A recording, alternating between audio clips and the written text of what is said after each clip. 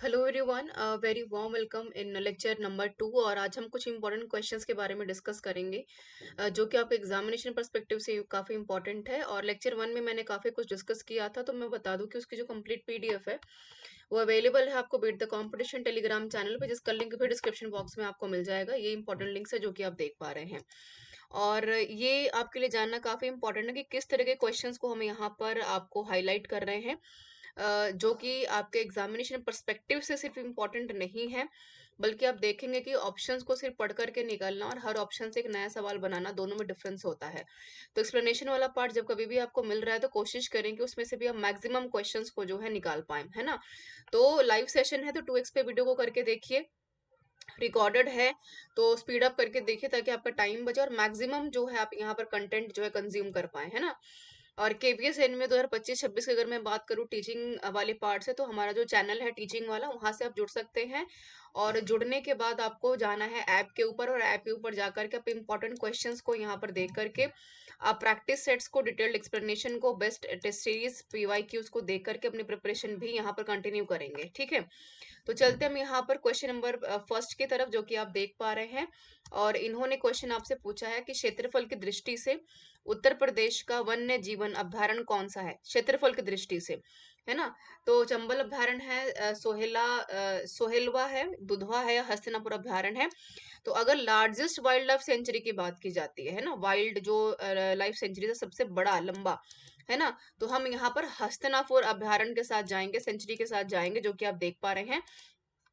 और अगर मैं आपसे कमेंट करके पूछूं कि सबसे छोटा कौन सा है, तो ये आपको मुझे बताना कमेंट करके। और हसनापुर वन्य जीवन अभ्यारण्य, ये यहाँ पर आप देख पा रहे होंगे, काफी खूबसूरत इमेज है। और ये उत्तर प्रदेश में स्थित है, और इसका जो एरिया है उत्तर प्रदेश के सबसे बड़े वाइल्ड लाइफ सेंचुरीज में से सबसे बड़ा क्षेत्रफल दृष्टिकोण से काउंट किया जाता है। नेक्स्ट देखेंगे, पीलीभीत टाइगर रिजर्व की स्थापना किस वर्ष में हुई थी। एक ऐसा क्वेश्चन है जो कि आपसे कभी ना कभी घुमा फिरा करके पूछा जाता है। या तो आपसे पूछ लेंगे कि भाई कहाँ पर सबसे ज्यादा टाइगर्स जो है पाए जाते हैं, या यहाँ पर सबसे ज्यादा जो है ज्वेल किसको बोला जाता है, कौन से रिजर्व को। तो आपको ध्यान रखना है कि 2014 में, 2014 में इसकी स्थापना हुई थी।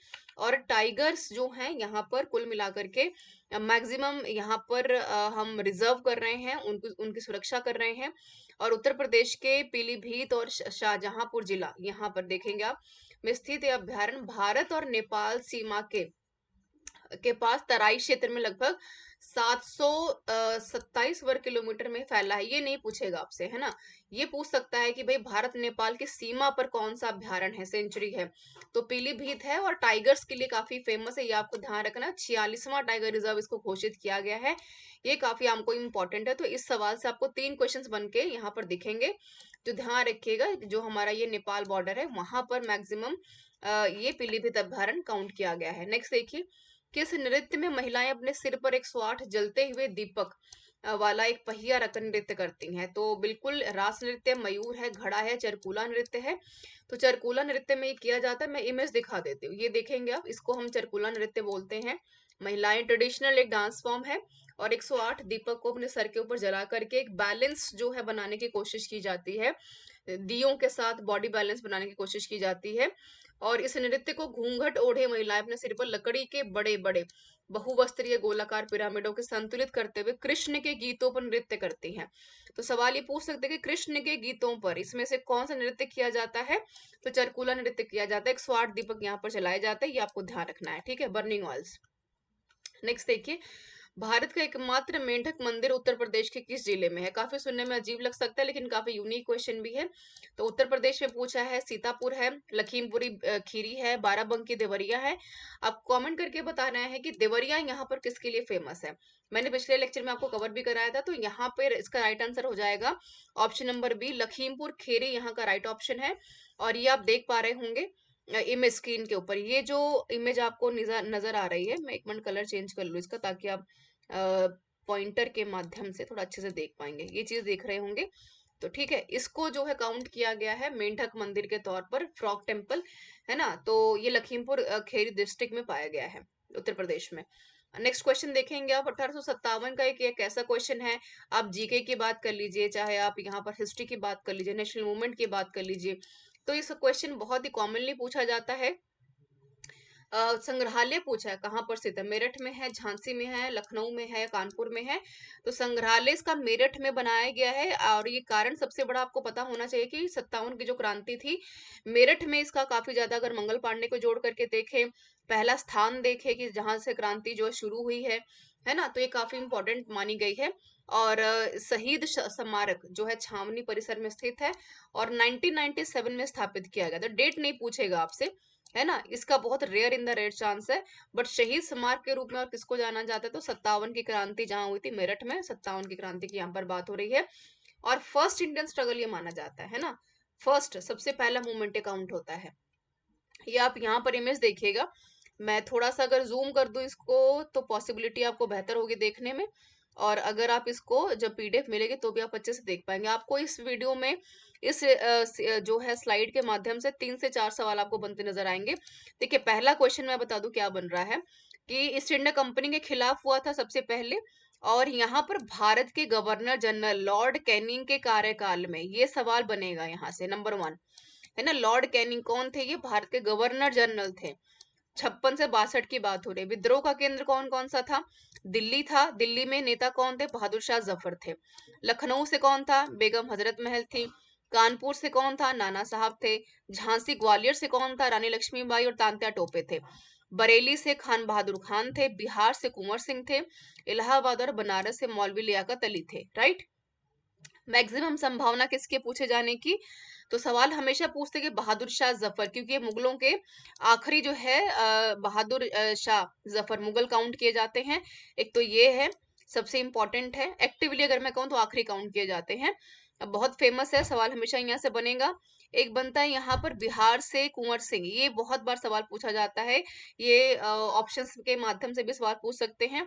एक क्वेश्चन बनता है झांसी और ग्वालियर को लेकर के, तो तांत्या टोपे से मैक्सिमम सवाल बनने की संभावना है ना।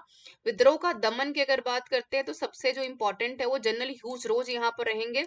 नंबर 3 मैं यहाँ पर मार्क कर रही हूँ, कारण है यहाँ पर क्योंकि जनरल ह्यूज रोज का जो एक्सप्लेनेशन है रानी झांसी को लेकर के, झांसी के लड़ाई के समय, काफी ज्यादा बेहतर और काफी जो है कपकपा देने वाला होता है। उन्होंने बड़े ही खूबसूरती से एक्सप्लेन किया कि किस तरीके से रानी झांसी जो है मर्दानी की तरह लड़ी और सैनिकों को किस तरह से छक्के छुड़ाए, है ना। ये इंपॉर्टेंट रहेंगे। कारण कई बार पूछ लेते हैं, और मैक्सिमम सवाल बनता है परिणामों को लेकर के, है ना। तो कारण में जो सबसे बड़ा कारण है वो माना जाता है यहाँ पर इनकी लैप्स ऑफ नीति को लेकर के, जो काउंट करते हैं कि कन्या भ्रूण हत्या, उन्मूलन, पश्चिमी शिक्षा प्रणाली, भारतीयों का ईसाई धर्म परिवर्तन, इनमें से पूछ लेंगे कि भाई एक कारण बताइए कौन सा है, तो ये बन गया सवाल नंबर 4, है ना। और एक सवाल जो यहाँ पर बहुत बनता है, जो कि मैंने कहा कि लैप्स वाला है, यानी व्यापगत का सिद्धांत।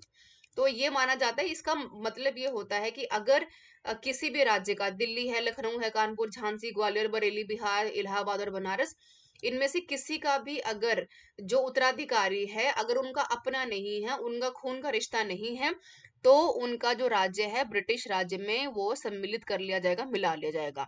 ठीक है। नंबर 5 की तरफ चलते हैं, माफ कीजिए 6 की तरफ। ये है विद्रोह की विफलता, ये नहीं पूछेगा आपसे, है ना। परिणामों में पूछ लेते हैं, व्यक्तिगत के सिद्धांत की समाप्ति को लेकर के। ऑप्शन नंबर 6 जो है, पॉइंट नंबर 6, ये काफी इंपॉर्टेंट है। और लिखी गई पुस्तकों में से जो सबका नाम सबसे ज्यादा फेमस माना जाता है, मैं बता देती हूँ, वीर सावरकर द्वारा लिखित 57 का स्वतंत्रता समर, काफी इंपॉर्टेंट रहेगा। और ब्रूस मेलिसन द्वारा लिखित है यहाँ पर history of the Indian mutiny, ये बहुत इंपॉर्टेंट है। और खान मोहम्मद सादिक खान द्वारा लिखित है एक्सकवेशन ऑफ ट्रुथ, यानी unsung heroes of the 1857 war of independence. ये 3 किताबें काफी जो है बढ़ा चढ़ा कर पूछी जाती है, तो ये आपको ध्यान में रखना है ना। तो इस स्लाइड से आपके 7 क्वेश्चंस प्रिपेयर हुए हैं, ये ध्यान रखिएगा। नेक्स्ट चलते हैं।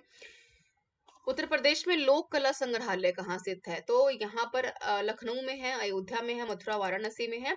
तो बिल्कुल लखनऊ में यहाँ पर लोक कला संग्रहालय, ये आपको ध्यान रखना है। 2 सवाल बने थे, एक हमने 1857 वाला क्वेश्चन किया था, है ना, तो उसमें हमारा जवाब मेरठ था, ये ध्यान में रखिएगा। और अगर इन्होंने पूछा है कि उत्तर प्रदेश का लोक कला कौन सा है, तो लखनऊ रहेगा। नेक्स्ट देखिएगा, ये देखिए, ठीक है, फॉक आर्ट म्यूजियम, एक छोटी सी इमेज यहाँ पर मैंने लगाई है, बड़ा ही खूबसूरत संग्रहालय है, म्यूजियम है, कभी समय मिले तो आपको देखना चाहिए, खासतौर पर अगर आप इतिहास के विद्यार्थी हैं। नेक्स्ट देखिए, मतदाता संख्या की दृष्टि से उत्तर प्रदेश की सबसे बड़ी विधानसभा कौन सी है?